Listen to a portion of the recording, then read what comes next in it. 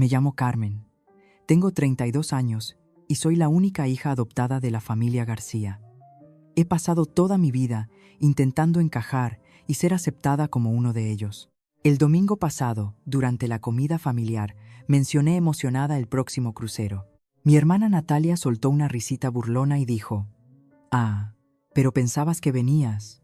Mi padre, Ricardo, sonrió y añadió: «Es para la familia de verdad». Solo asentí y ayudé a recoger los platos, tragándome el dolor. Si sabes lo que se siente al ser excluida por aquellos que deberían amarte más que a nadie, dime desde dónde me ves y suscríbete para unirte a mi viaje de sanación. Crecer como la hija adoptada en la familia García moldeó toda mi identidad. Llegué a sus vidas cuando tenía 3 años. Una niña pequeña con grandes ojos marrones y un pelo oscuro y rebelde. Nada que ver con los hijos biológicos, rubios y de ojos claros, que mis padres ya tenían. Desde el principio, sentí que tenía que ganarme mi sitio en la mesa, tanto literal como figuradamente. Mis padres adoptivos, Ricardo y Elena García, tenían 3 hijos biológicos: Natalia, que tenía 7 años cuando llegué, Miguel, que tenía 5, y Alicia, que apenas tenía 1 año. Las fotos familiares que decoraban el pasillo de nuestro chalet contaban la historia con bastante claridad. Había docenas de fotos de antes de mi llegada, la perfecta familia española de 5 miembros.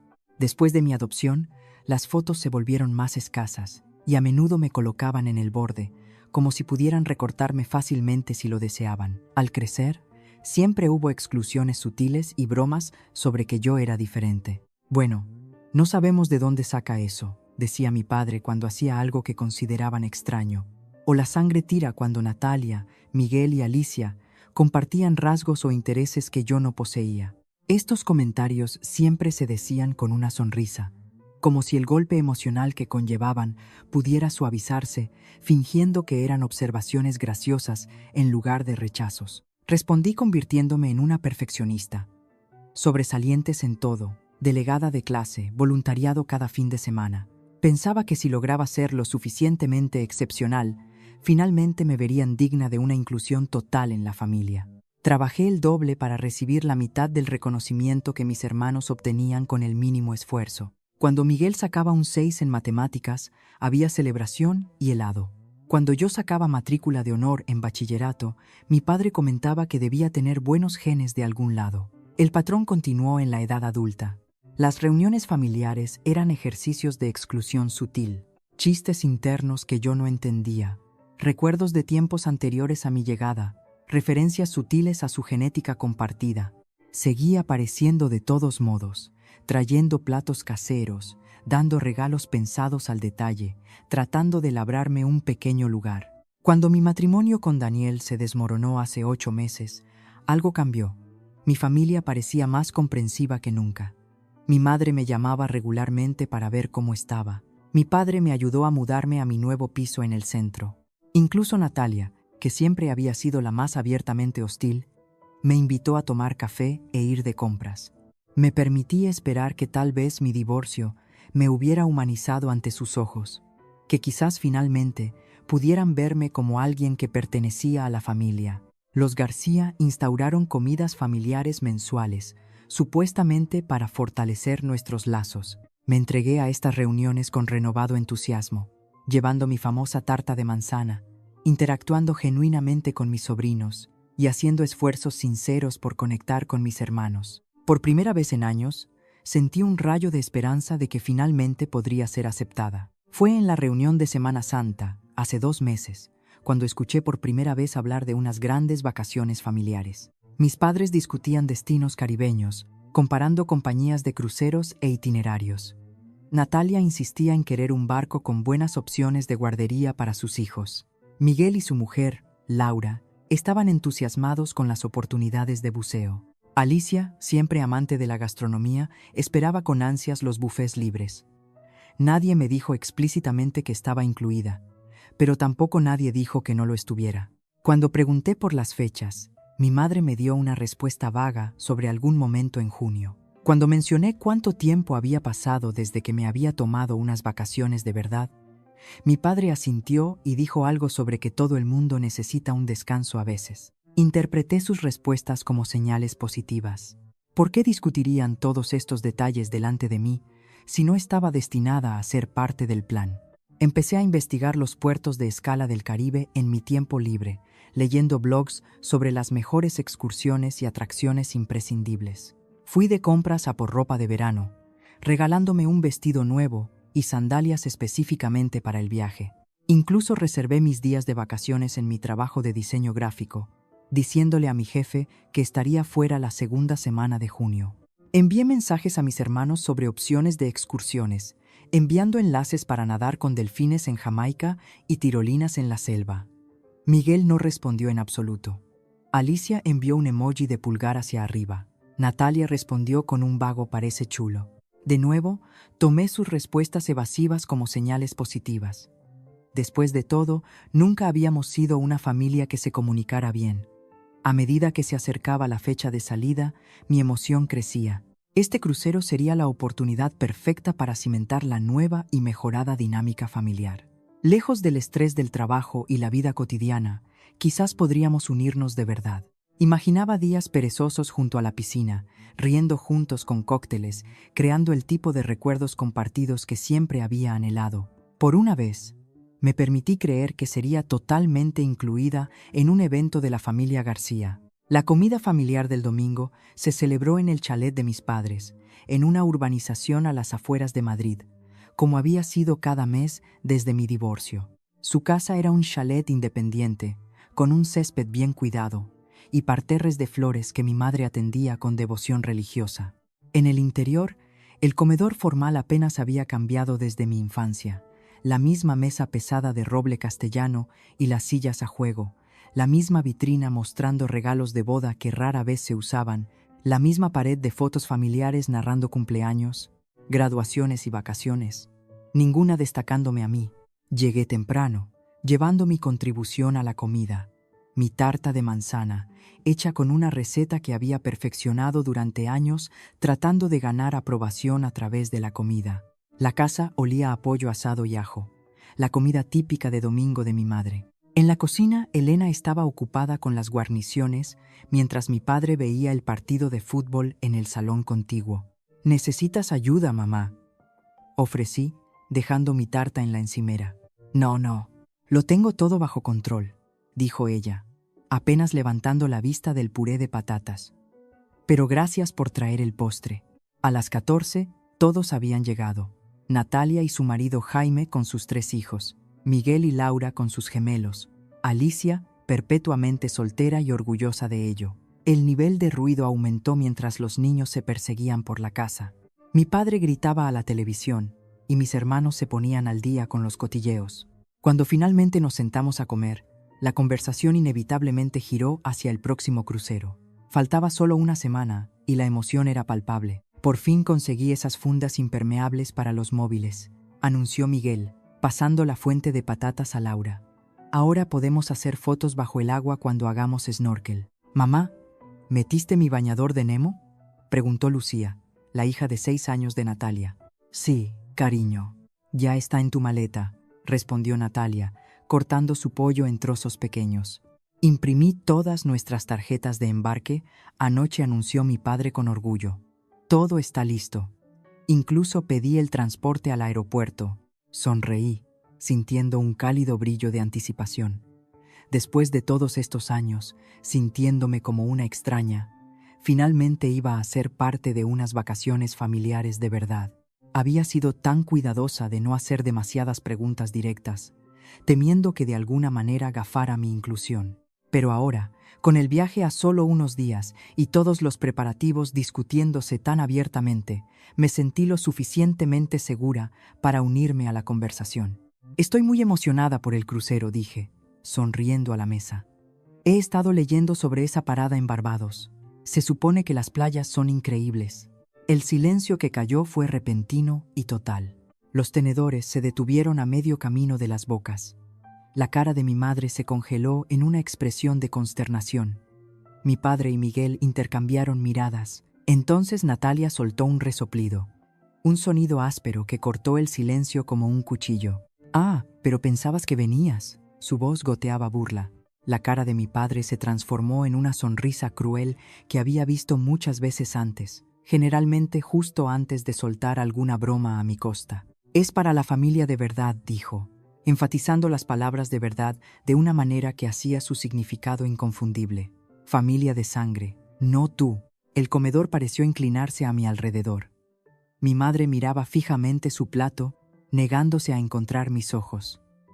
Miguel se movió incómodo en su silla, pero no dijo nada. Solo Laura, su mujer, parecía genuinamente sorprendida, con la boca ligeramente abierta mientras miraba entre mi padre y yo. Los hijos de Natalia se reían tontamente, sin entender la crueldad, pero captando la tensión adulta. Alicia tomó un gran trago de su vino, repentinamente muy interesada en el patrón del mantel. Sentí el golpe físicamente, mi estómago cayendo, mis mejillas ardiendo, luego frío. Un extraño zumbido llenó mis oídos, y tuve la sensación de flotar ligeramente sobre la escena, viéndome sentada congelada en la mesa. En ese estado disociado, los recuerdos pasaron por mi mente con perfecta claridad. Quedarme con una niñera mientras la familia iba a Euro Disney cuando tenía 9 años. No ser incluida en la foto de hermanos en la boda de Natalia. Mi padre, presentando a Miguel y Alicia como su hijo y su hija en su fiesta de jubilación, sin mencionarme a mí, estando yo allí mismo. Alguien podría pasarme la salsa, me oí decir, mi voz sonando distante y artificialmente calmada. La conversación se reanudó lentamente a mi alrededor, pasando a otros temas. Asentí y sonreí en todos los lugares correctos, pero ya no estaba presente. Me había retirado a lo profundo de mí misma, al lugar que había construido durante décadas de momentos similares, un núcleo protegido donde sus rechazos no podían alcanzarme del todo. Cuando terminó la comida, ayudé a recoger los platos como siempre hacía. En la cocina, mi madre hizo un débil intento de disculpa. «Carmen, siento que tú, ya sabes», murmuró, enjuagando un plato. «Solo pensamos que con todo lo que has pasado con el divorcio, no querrías». «Está bien», la corté, no confiando en mí misma para escuchar cualquier excusa que hubiera preparado. «Lo entiendo». Pero no lo entendía. No realmente. Lo que entendía era que después de 30 años, después de todos mis esfuerzos y esperanzas, nada había cambiado. Siempre sería la extraña, el miembro de la familia no del todo, el asterisco en la historia de la familia García. Natalia no hizo ningún intento de disculpa. En cambio, continuó haciendo comentarios sarcásticos mientras limpiábamos. «Te hubiéramos invitado», dijo, sin sonar apenada en absoluto. «Pero los camarotes son solo para 4, y necesitábamos espacio para los niños». Sabía que era mentira. La web de la compañía de cruceros, que yo había estudiado extensamente, ofrecía muchas configuraciones de camarotes. Mi padre permaneció ajeno al daño que había causado, o quizás simplemente no le importaba. Entró en la cocina para coger otra cerveza, dándome una palmada en el hombro al pasar. «A la próxima», chica, dijo, como si prometiera llevarme al cine, sin reconocer que acababa de excluirme públicamente de unas vacaciones familiares. Me fui tan pronto como pude razonablemente, poniendo una excusa sobre una reunión temprana al día siguiente. Abracé a todos para despedirme, interpretando mi papel hasta el final. Pero mientras conducía, alejándome del chalet, las primeras lágrimas empezaron a resbalar por mis mejillas. Para cuando llegué al final de la calle, apenas podía ver a través de lo borroso. Tuve que parar en un tramo de carretera vacío, mis manos temblando demasiado para conducir con seguridad. Allí, sola en mi coche con solo el sonido del tráfico distante como compañía, solté un grito que se había estado gestando durante 30 años. Un sonido gutural y primitivo de rabia, dolor y traición que dejó mi garganta en carne viva y mi cuerpo temblando. Luego lloré hasta que no quedaron lágrimas. Solo el dolor hueco de una herida que nunca sanaría del todo. No recuerdo el viaje a casa. De alguna manera, llegué a mi piso, un pequeño apartamento de una habitación en un edificio antiguo rehabilitado al otro lado de la ciudad. Me derrumbé justo dentro de la puerta, todavía con mi ropa de domingo, un montón de dolor en el suelo de parqué. Los flashbacks vinieron en oleadas, cada recuerdo de exclusión golpeando con dolor fresco. La vez que mis padres olvidaron incluirme en la foto de la felicitación de Navidad cuando tenía 12 años. El verano que enviaron a Natalia, Miguel y Alicia a un campamento de inglés, pero me dijeron que no había suficiente dinero para mí. La reunión familiar donde una prima lejana preguntó si yo era hija de un vecino porque no me parecía en nada al resto de los García. No sé cuánto tiempo estuve allí tumbada, pero finalmente me recompuse lo suficiente para llamar a Sara, mi mejor amiga desde la universidad y mi roca durante el divorcio. ¿Qué hicieron qué? La indignación de Sara fue inmediata y satisfactoria. Voy para allá ahora mismo con vino. 20 minutos después, estaba en mi puerta con no una, sino 2 botellas de Ribera del Duero y una energía protectora feroz que me hizo sentir menos sola. Escuchó mientras yo volcaba toda la historia, su expresión oscureciéndose con cada detalle. Esto no está bien, Carmen dijo firmemente cuando terminé. Esto es abuso emocional. Lo sabes, ¿verdad? Me encogí de hombros, todavía reacia a etiquetar el comportamiento de mi familia tan duramente. Siempre han sido así. Debería estar acostumbrada a estas alturas. No, insistió Sara, rellenando mi copa. No deberías tener que acostumbrarte a ser tratada como si no importaras. Eres su hija, por el amor de Dios. Nos trasladamos al sofá de mi pequeño salón, y Sara insistió en que analizáramos el patrón objetivamente. Cogió un cuaderno y me hizo listar cada evento de solo familia del que había sido excluida a lo largo de los años. La lista creció más de lo que incluso yo había notado. Vacaciones, celebraciones, incluso reuniones regulares que de alguna manera se les olvidó comunicarme. Mira esto, dijo Sara, golpeando la lista con su bolígrafo. Esto no es accidental, esto es sistemático. Tuve que admitir que tenía razón. Y mientras hablábamos, empecé a ver otro patrón. Cómo Natalia siempre había sido la cabecilla, con mis padres, particularmente mi padre, siguiendo su liderazgo. Miguel y Alicia eran participantes más pasivos, rara vez iniciando la exclusión, pero casi nunca defendiéndome tampoco. ¿Y qué hay de tu parte en esto?, preguntó Sara suavemente. ¿Mi parte? Cariño, sigues aceptando este trato. Sigues apareciendo con tus tartas de manzana perfectas y tu corazón esperanzado, dejándoles herirte una y otra vez. Sus palabras dolieron, pero sabía que tenía razón. Había pasado mi vida siendo el felpudo de la familia, tan desesperada por migajas de afecto que seguía volviendo a por más abuso. A medida que el vino soltaba nuestras lenguas y la hora avanzaba, mi tristeza comenzó a transformarse en otra cosa: ira. Una ira blanca, caliente y justa, que había sido reprimida durante décadas. Déjame ver esos mensajes de ellos otra vez, dijo Sara. Saqué mi móvil y revisamos meses de mensajes con nuevos ojos. Las respuestas vagas a mis preguntas directas sobre el crucero, el chat de grupo en el que había sido incluida accidentalmente, donde discutían excursiones sin reconocer mis comentarios, la forma en que la conversación moría misteriosamente cada vez que yo participaba. Espera, dijo Sara de repente, agarrando mi teléfono. El correo electrónico de tu padre todavía está abierto en tu navegador. Era cierto. Ricardo había usado mi portátil para hacer algunas compras online cuando me ayudaba a mudarme tras el divorcio. Había accedido a su correo y aparentemente nunca cerró la sesión. No debería. Dudé, mi dedo flotando sobre la pantalla. Solo mira, instó Sara. Si no hay nada ahí, no hay daño hecho. Hice clic en su correo y encontré una carpeta etiquetada Crucero 2026. Dentro estaban todas las confirmaciones de reserva. 7 billetes de avión, 3 camarotes en el Symphony of the Seas de Royal Caribbean, reservas para excursiones, incluso el transporte al aeropuerto. Madre mía, susurró Sara, tienes acceso a todo. Y lo tenía. Cada número de confirmación, cada detalle del itinerario, cada recibo de pago. Mi padre había guardado todas sus contraseñas en mi navegador, lo que significaba que podía entrar en la web de la aerolínea, el portal del crucero, todo. Podrías cancelarlo todo, dijo Sara, no del todo en broma. El pensamiento envió un escalofrío de miedo y satisfacción a través de mí. ¿Podría? ¿Lo haría? ¿Debería? Nunca podría, dije. Pero no cerré el navegador. ¿Por qué no?, desafió Sara. Te han estado hiriendo toda tu vida. Tal vez es hora de que sientan una fracción del dolor que te han causado. Me senté en silencio, considerando. Las implicaciones morales parecían enormes.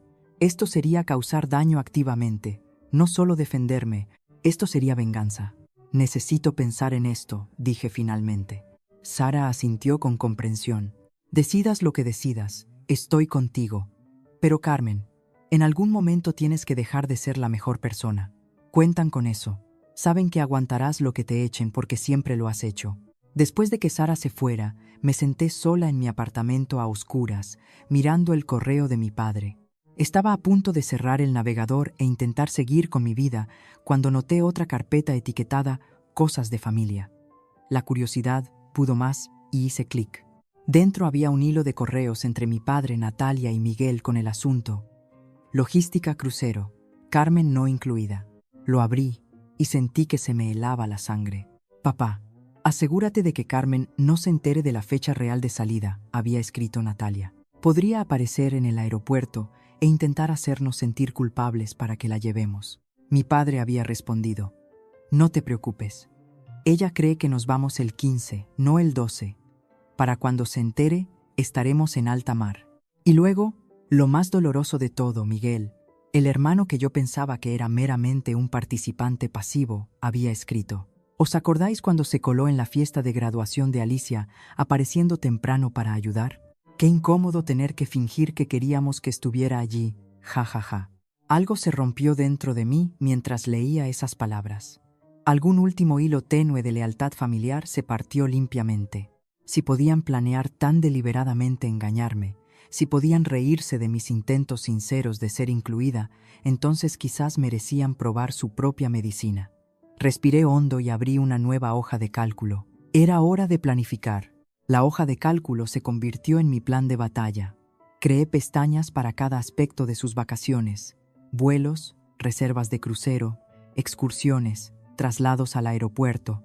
Documenté meticulosamente cada número de confirmación, cada teléfono de atención al cliente, cada política de cancelación. Descubrí que la mayoría de las reservas podían modificarse o cancelarse online sin necesidad de hablar con un representante. Las que requerían llamadas podían gestionarse durante el horario laboral, cuando mi familia estaría trabajando. La línea de cruceros requería que el pasajero principal, mi padre, hiciera cualquier cambio, pero con acceso a su correo y todas sus preguntas de seguridad, apellido de soltera de la madre, primera mascota, etc., toda información que yo sabía, podía hacerme pasar por él fácilmente si era necesario. Investigué las implicaciones legales cuidadosamente.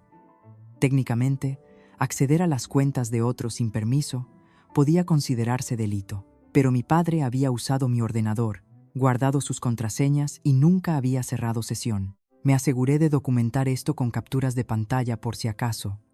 Y no estaría robando nada, simplemente cancelando reservas y devolviendo el dinero a los métodos de pago originales. El tiempo sería crucial. Cancelar demasiado pronto y podrían tener tiempo de volver a reservar.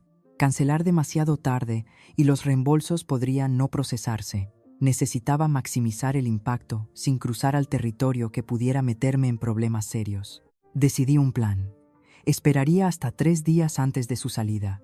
Luego desmantelaría sistemáticamente sus vacaciones, cuidadosamente planeadas pieza por pieza. Lo suficientemente cerca para que volver a reservar fuera difícil y caro, pero no tan de última hora como para que perdieran todo su dinero. Los quería incomodados, no arruinados financieramente. La noche que elegí para ejecutar mi plan, llamé al trabajo para decir que estaba enferma al día siguiente. Esta sería una operación que requería toda mi atención. Pedí comida a domicilio, hice una cafetera de café fuerte y preparé mi portátil en la mesa del comedor. A las 23, cuando sabía que todos en mi familia estarían durmiendo, empecé. Comencé con los elementos más pequeños: los traslados al aeropuerto, las reservas de cena en los restaurantes de especialidades del barco, los alquileres de cabañas en la isla privada, pequeñas fichas de dominó que empezarían a caer. Luego vinieron las excursiones en tierra, el nado con delfines, las tirolinas, el catamarán. Una a una, las cancelé todas, viendo cómo llegaban los correos de confirmación a la bandeja de entrada de mi padre, los cuales borraba inmediatamente. Mis manos estaban firmes, pero mi corazón corría. Con cada cancelación, medio esperaba que sonara un teléfono, que alguien sintiera de alguna manera lo que estaba haciendo. Pero la noche permaneció tranquila. Sara me escribió una vez para ver cómo estaba, y le envié un simple emoji de pulgar hacia arriba.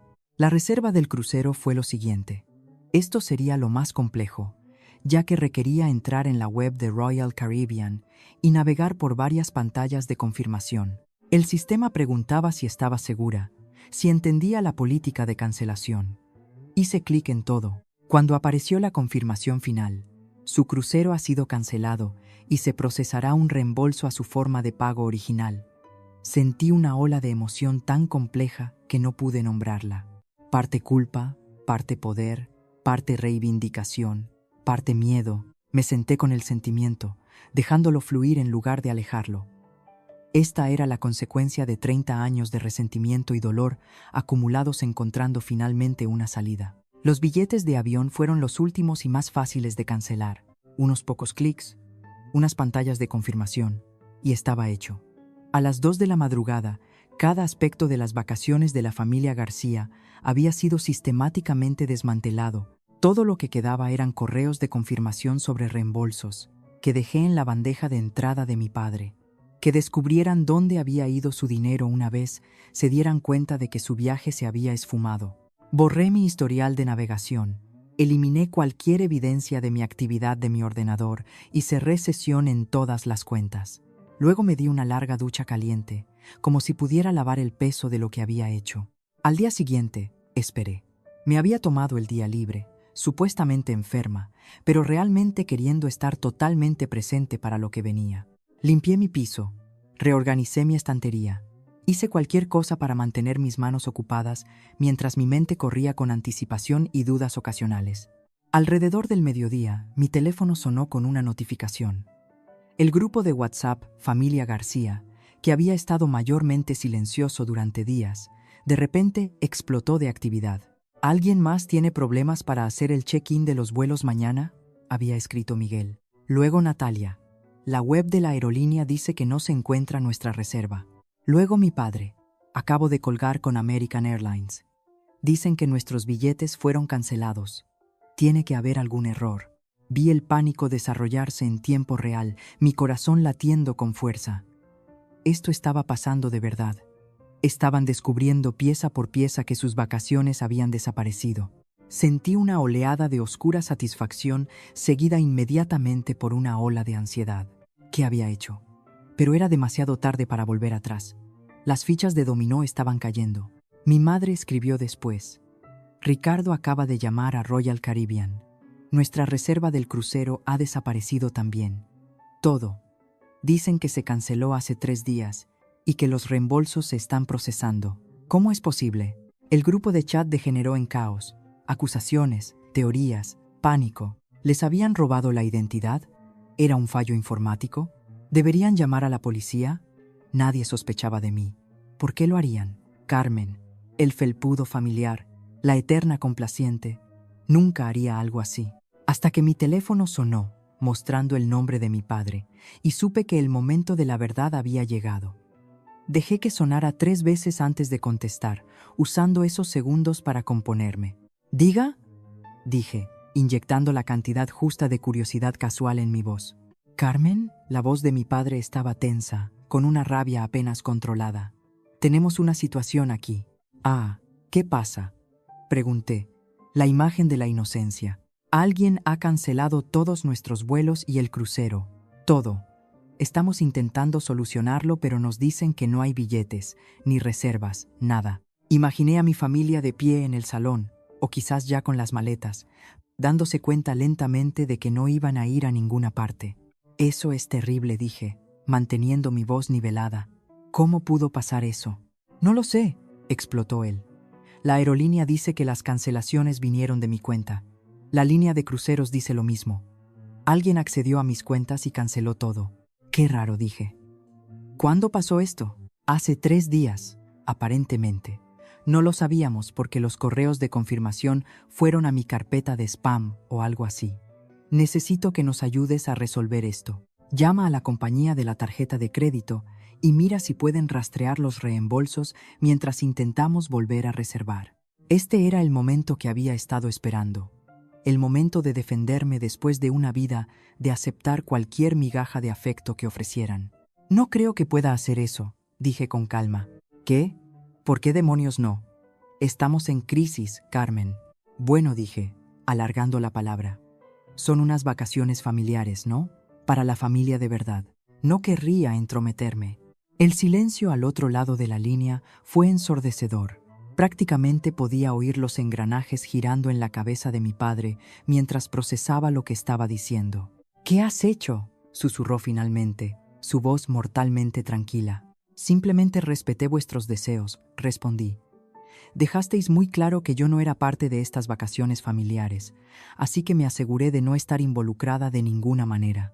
Tú cancelaste nuestro viaje. ¿Cómo has podido? ¿Cómo te atreves? Su voz subía con cada palabra hasta que estaba gritando. De fondo, podía oír a mi madre preguntando qué pasaba, a Natalia exigiendo el teléfono. De la misma manera que os habéis atrevido a excluirme y herirme durante 30 años, dije, mi voz aún notablemente calmada. De la misma manera que os atrevisteis a reíros de mí a mis espaldas.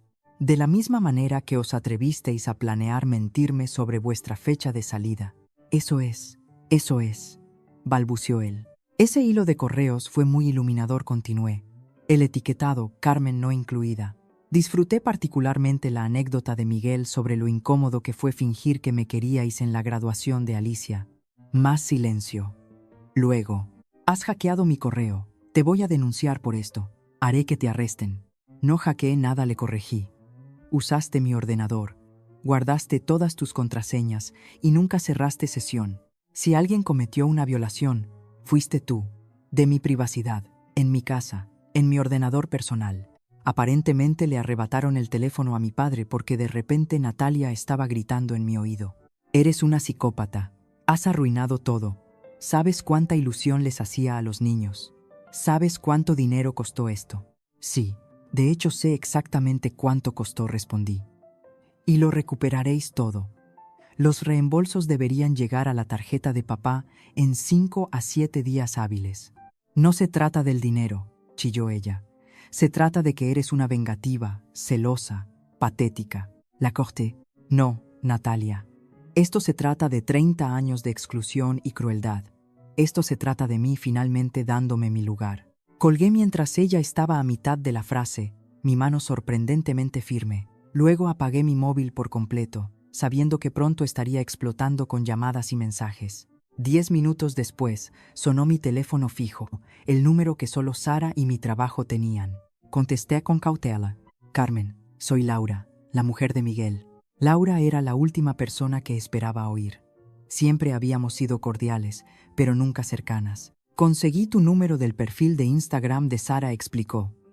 Escucha, no llamo para gritarte. Solo quería decir que... Lo entiendo. ¿Lo entiendes?, pregunté genuinamente sorprendida. He visto cómo te tratan durante años, dijo ella, con la voz baja, como si estuviera en algún lugar donde pudieran oírla. Es horrible. Y lo que dijeron en la comida sobre que el crucero era para la familia de verdad. Nunca me he sentido tan avergonzada de estar asociada con ellos. Sus palabras trajeron lágrimas inesperadas a mis ojos. Gracias por decir eso. No digo que lo que hiciste estuviera bien, continuó, pero lo entiendo. Y por lo que vale, Miguel no es tan malo como parece en esos correos. Le sigue la corriente a Natalia y a tu padre porque es más fácil, pero se siente culpable. No lo suficientemente culpable para defenderme, nunca, señalé. No reconoció, y eso es culpa suya. En fin, debo irme. Están intentando ver si pueden volver a reservar algo, pero no pinta bien. Solo cuídate, ¿vale? Y quizás no abras la puerta en unos días. Después de colgar, me senté en la quietud de mi piso, sintiéndome extrañamente tranquila. La tormenta había estallado y yo seguía en pie. Viniera lo que viniera después, finalmente había dejado de ser el felpudo de la familia. Durante las siguientes horas vi el chat familiar explotar desde la distancia. Mi móvil principal seguía apagado, pero los mensajes llegaban cuando lo encendí brevemente. Los mensajes iban desde acusaciones furiosas hasta discusiones prácticas sobre qué hacer. Mi madre envió varios mensajes privados, vacilando entre el chantaje emocional. ¿Cómo has podido hacerle esto a tu familia? Y disculpas tentativas. Deberíamos haber manejado las cosas de otra manera. Al anochecer, quedó claro que no podrían salvar las vacaciones. Los vuelos estaban llenos para los próximos días y el crucero ya había reasignado sus camarotes. Las grandes vacaciones de la familia García estaban oficialmente canceladas. Fue entonces cuando finalmente encendí mi teléfono, ignorando el aluvión de notificaciones, y envié un único mensaje al grupo de la familia. Era una captura de pantalla del hilo de correos sobre ocultarme la fecha de salida real, con el asunto Carmen no incluida claramente visible. Añadí solo una línea de texto. La próxima vez que planeéis excluir a alguien, aseguraos de que no tenga acceso a vuestras cuentas. Luego apagué mi teléfono de nuevo y abrí una botella de vino. Por primera vez en mi vida adulta, me había enfrentado a la familia García y me había negado a aceptar sus obras. La sensación era aterradora, estimulante y extrañamente liberadora, todo a la vez.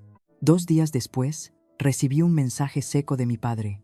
Reunión, nuestra casa, domingo a las 14. Estate allí. Le enseñé el mensaje a Sara, quien inmediatamente negó con la cabeza. Ni hablar. Eso es una emboscada esperando a pasar. Tengo que ir, dije. Si no voy, solo estoy probando su narrativa de que soy inestable y vengativa. Y si vas, se unirán contra ti.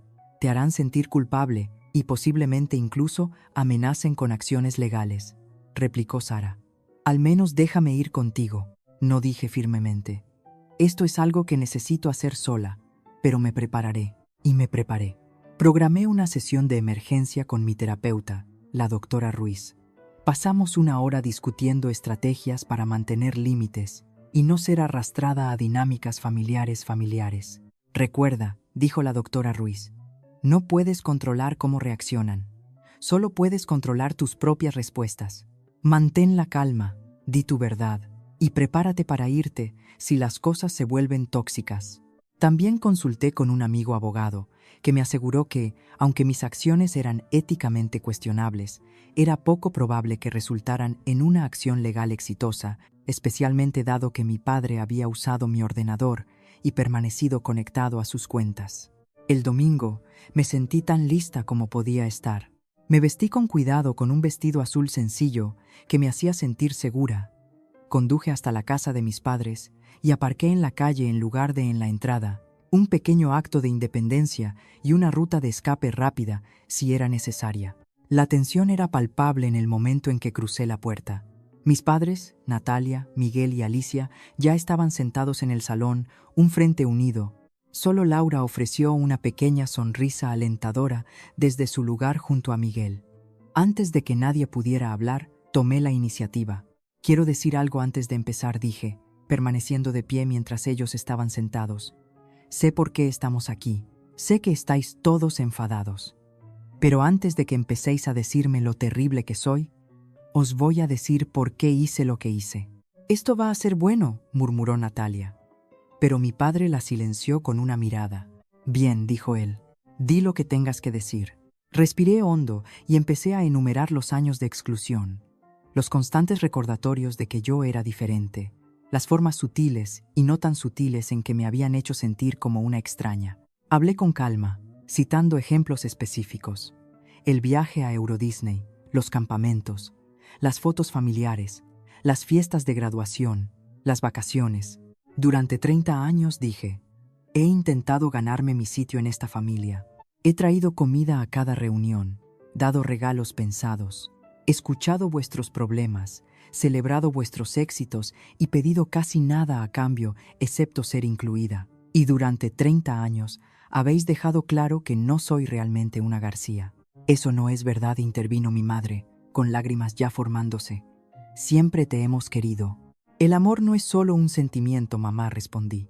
Son acciones, y vuestras acciones han mostrado consistentemente que soy menos que Natalia, Miguel y Alicia, que no pertenezco del todo. Así que arruinaste nuestras vacaciones porque tienes celos, espetó Natalia. Eso es muy maduro. No, dije girándome hacia ella. Cancelé vuestras vacaciones porque cuando expresé emoción por ir, me humillaste públicamente. Dijiste, ¿pero pensabas que venías? Con esa mueca que has perfeccionado a lo largo de los años. Y papá te apoyó aclarando que era para la familia de verdad. Era solo una broma, protestó mi padre. Pero a su voz le faltaba convicción. No, no lo era, dijo Laura de repente, sorprendiendo a todos. Fue cruel, y todos lo sabéis. Natalia se volvió hacia Laura. No te metas en esto. Tú ni siquiera eres familia de sangre. Ni Carmen tampoco, disparó Laura, pero ella ha sido parte de esta familia más tiempo que yo, y os he visto a todos, excepto quizás a Miguel a veces, tratarla como a una invitada no deseada durante años. La habitación estalló en caos. Natalia gritando a Laura, mi madre llorando más fuerte, mi padre intentando recuperar el control de la situación. Alicia, que había estado en silencio hasta ahora, finalmente habló. ¿Podemos todos calmarnos?, suplicó. Carmen, lo que hiciste estuvo mal. Lo sabes, ¿verdad? Sí, reconocí, estuvo mal. Fue vengativo y mezquino y probablemente ilegal técnicamente hablando, pero fue la primera vez en mi vida que me he defendido ante esta familia. Y francamente, fue la única manera de hacer que todos me vierais de verdad. ¿Verte?, repitió mi padre incrédulo. No hemos hecho más que intentar incluirte desde que tenías 3 años. Eso no es verdad, Ricardo, dijo mi madre en voz baja, sorprendiendo a todos. No lo hemos intentado lo suficiente, ni de lejos. Mi padre la miró incrédulo. Elena, ¿de qué estás hablando? Estoy hablando del hecho de que cuando adoptamos a Carmen, nunca la aceptaste plenamente, dijo mi madre. Décadas de verdad no dicha finalmente emergiendo. Le seguiste la corriente porque yo quería otro hijo, y no podía tener uno biológicamente después de Alicia, pero tu corazón nunca estuvo en ello, y los niños siguieron tu ejemplo, especialmente Natalia. La habitación quedó en silencio. Esto no era lo que nadie había esperado, y menos yo. Eso es ridículo, bramó mi padre. Pero había un destello de algo en sus ojos. Culpa quizás, o la incomodidad de ser visto demasiado claramente. ¿Lo es?, desafió mi madre. Recuerda cómo te negaste a cogerte la baja cuando la trajimos a casa por primera vez. Cómo solo la llamabas la niña durante esos primeros meses. Cómo buscabas cada oportunidad para señalar lo diferente que era de nuestros hijos biológicos. Natalia se movió incómoda. Yo no sabía eso, dijo, mirándome. Tenías 7 años, respondió mi madre. Captaste las actitudes de tu padre. Eso es lo que hacen los niños. No me culpes a mí por cómo salieron ellos, dijo mi padre enfadado. No te estoy culpando por cómo salieron ellos, dijo mi madre. Te estoy culpando a ti y a mí misma por cómo tratamos a Carmen. Y estoy diciendo que es hora de que lo reconozcamos. La conversación cambió entonces de mi mala acción al cancelar el crucero a los problemas más profundos en nuestra dinámica familiar. Miguel admitió que siempre se había sentido incómodo con cómo me trataban, pero había sido demasiado cobarde para decir nada. Alicia confesó que a menudo había sido deliberadamente ajena porque era más fácil que confrontar la injusticia. Solo Natalia permaneció en gran medida impenitente. Sigo pensando que lo que hiciste fue imperdonable, me dijo, y no voy a fingir lo contrario solo porque todos los demás estén teniendo algún tipo de momento espiritual. No estoy pidiendo perdón, repliqué. Estoy pidiendo reconocimiento y cambio. La conversación continuó durante horas, a veces acalorada, a veces con lágrimas, ocasionalmente incluso productiva. Viejos resentimientos salieron a la superficie, no solo los míos, sino los de otros también. La imagen que emergió fue la de una familia construida sobre cimientos inestables, con dinámicas poco saludables que habían afectado a todos. A medida que la tarde avanzaba, me encontré emocionalmente exhausta, pero extrañamente empoderada.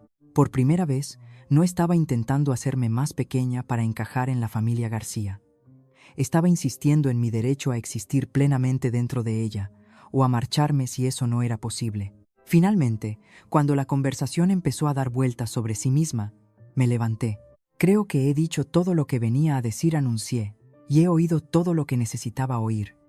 A dónde vamos desde aquí depende de todos nosotros. Pero quiero ser clara en algo. He terminado de aceptar migajas de afecto e inclusión.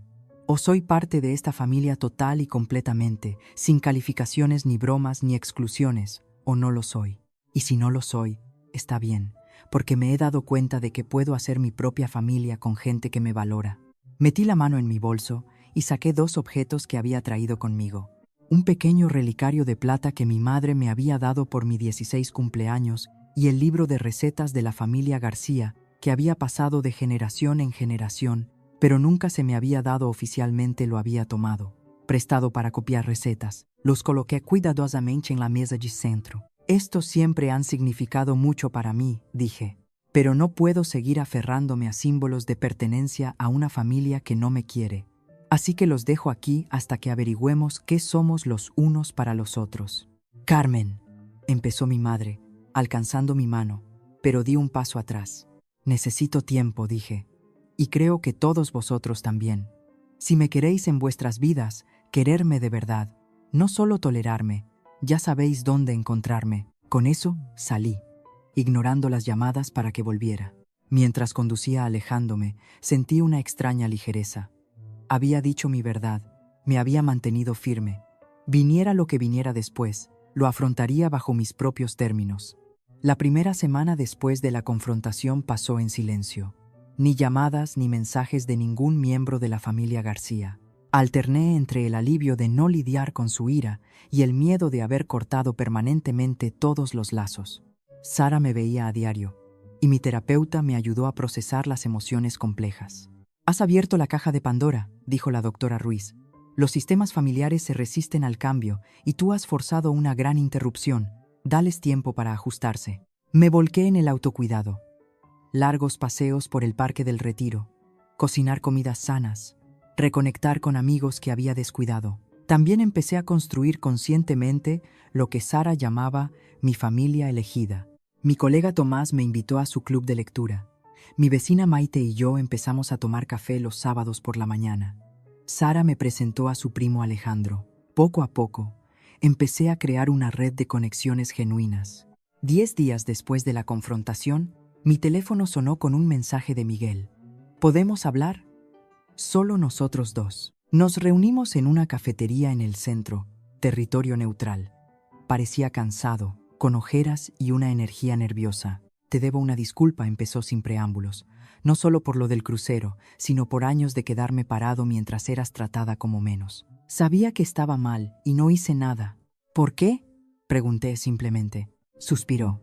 «La ley del mínimo esfuerzo. Supongo que era más fácil seguirle la corriente a papá y a Natalia que desafiarlos». Y luego se convirtió en hábito. Me miró. «Pero eso es una explicación, no una excusa. Fui un cobarde. Y te merecías algo mejor de mí». Fue la primera disculpa genuina que había recibido de un miembro de la familia García, y rompió algo dentro de mí, un espacio donde el perdón podría crecer eventualmente. «Gracias por decir eso», dije. «Significa mucho. Laura me ha estado leyendo». La cartilla admitió con una sonrisa irónica.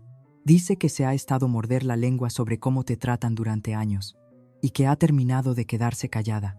Esto me hizo reír. Siempre me cayó bien Laura. «A ella también le caes bien», dijo. «Y a mí también. Eres mi hermana, Carmen. No mi hermana adoptada, no mi especie de hermana. Mi hermana. Punto. Siento haberte hecho sentir lo contrario alguna vez». Hablamos durante más de 1 hora. Por primera vez, Miguel me preguntó sobre mi adopción, cómo me sentía al respecto, si alguna vez había querido buscar a mis padres biológicos. Preguntas que nadie en la familia se había molestado en hacer. Cuando nos preparábamos para irnos, Miguel dudó. «Mamá quiere verte», dijo. «Ha estado bastante destrozada con todo. Papá también a su manera, aunque todavía lucha con admitir que se equivocó». «¿Y Natalia?», pregunté. Miguel hizo una mueca. «Natalia es Natalia. Todavía está bastante enfadada, pero el resto de nosotros hemos estado teniendo algunas conversaciones serias sobre la dinámica familiar. No es cómodo, pero es necesario». Asentí. No lista aún para comprometerme a otra reunión familiar, pero agradecida por el esfuerzo. «Dile a mamá que la llamaré pronto», prometí. Durante los siguientes meses, empecé a reconstruir cautelosamente las relaciones con algunos miembros de la familia, mientras mantenía límites firmes con otros. Laura se convirtió en una amiga genuina. Mi madre y yo empezamos a tener citas para tomar café a solas donde lentamente trabajamos a través de décadas de dolor no dicho.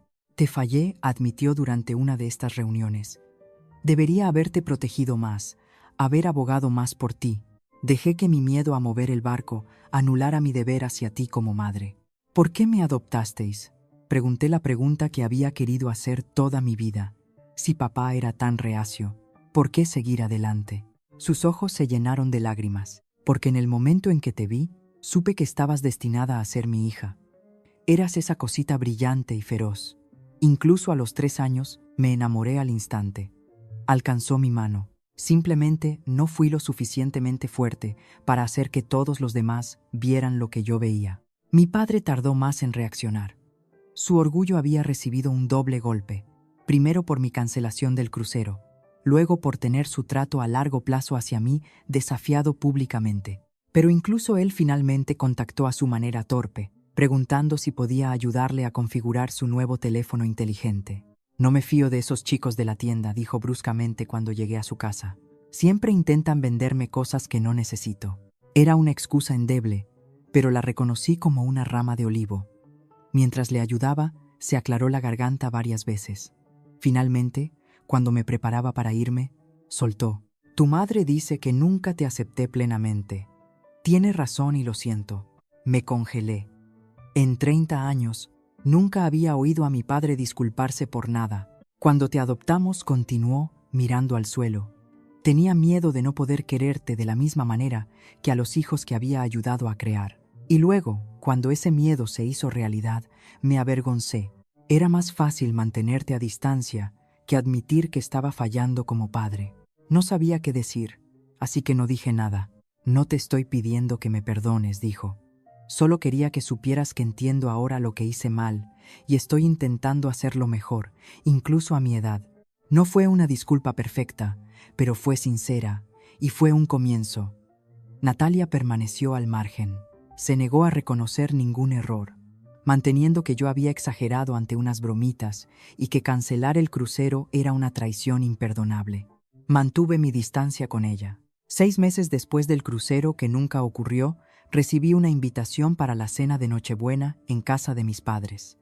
Miré el mensaje durante mucho tiempo, en conflicto. «¿Vas a ir?», preguntó Sara. «Lo estoy pensando», dije. «Pero necesitaría algunas reglas básicas». Llamé a mi madre y expuse mis condiciones. Sería una reunión más pequeña, solo familia inmediata. Se le diría a Natalia de antemano que mantuviera su hostilidad bajo control, y a la primera señal de bromas sobre mi lugar en la familia, me iría. Para mi sorpresa, mi madre aceptó de inmediato. «De hecho, Natalia y Jaime van con los padres de él este año», dijo. «Solo seremos tú, tu padre, yo, Miguel, Laura y Alicia». La cena de Nochebuena fue diferente a cualquier evento familiar que pudiera recordar. Hubo incomodidad al principio, todos hiperconscientes de las dinámicas, pero también hubo un esfuerzo genuino por conectar. Mi madre usó la vajilla buena. Mi padre preguntó por mi trabajo con interés real. Alicia me enseñó fotos de su viaje reciente a Europa sin un solo comentario sobre cómo yo no entendería la experiencia. Lo más sorprendente fue que habían colocado fotos familiares antiguas por la casa. No solo las habituales, sino algunas conmigo también. Una en particular de mí con unos 4 años sentada sobre los hombros de mi padre en el parque, ambos riendo. «¿De dónde salió esto?», pregunté a mi madre. «Del trastero», admitió. Encontré cajas de fotos cuando buscaba los adornos de Navidad. Tantos recuerdos que había olvidado. Dudo. O quizás elegido no recordar porque no encajaban en la narrativa que habíamos creado. Al mirar alrededor de la mesa esa noche, me di cuenta de que aunque nunca seríamos una familia perfecta, finalmente nos estábamos convirtiendo en una honesta. Las fachadas se estaban agrietando. En los meses siguientes, esta nueva dinámica continuó evolucionando. Algunos días eran mejores que otros. Mi relación con Natalia siguió tensa, aunque eventualmente dejó de antagonizarme activamente, conformándose con una frialdad civil. Pero el cambio más profundo fue dentro de mí. Ya no medía mi valía por la aceptación de la familia García. Había construido una vida rica con conexiones propias, incluso una nueva relación prometedora con un hombre amable llamado Enrique. Seguía asistiendo a algunos eventos de la familia García, pero lo hacía por elección, no por desesperación. Un año después del crucero, que nunca ocurrió, mi padre me llamó para decirme que estaban planeando otras vacaciones familiares. «Nos gustaría que vinieras», dijo formalmente. «Si quieres, claro». «Gracias», dije. «Déjame mirar mi calendario y pensarlo». La vieja Carmen habría dicho sí inmediatamente, patéticamente agradecida. La nueva Carmen necesitaba tiempo para considerar lo que quería. Esa tarde, sentada en mi balcón, me di cuenta de lo lejos que había llegado. La herida de la exclusión siempre sería parte de mi historia, pero ya no me definía. Había encontrado mi voz, mi fuerza y mi verdadera familia. algunos relacionados por adopción, otros por elección, todos por amor. Si alguna vez te has sentido como un extraño en tu propia familia, quiero que sepas que no estás solo. A veces, los límites más difíciles de poner son con las personas que se supone que más nos deben amar. ¿Alguna vez has tenido que enfrentarte a familiares que te trataron injustamente? Comparte tu historia en los comentarios. Y si este viaje de encontrar la autoestima, a pesar del rechazo familiar, resonó contigo, por favor dale a like y suscríbete para más historias de sanación. Gracias por ser parte de mi familia elegida. Y recuerda, mereces ser plenamente visto, aceptado y celebrado exactamente como eres.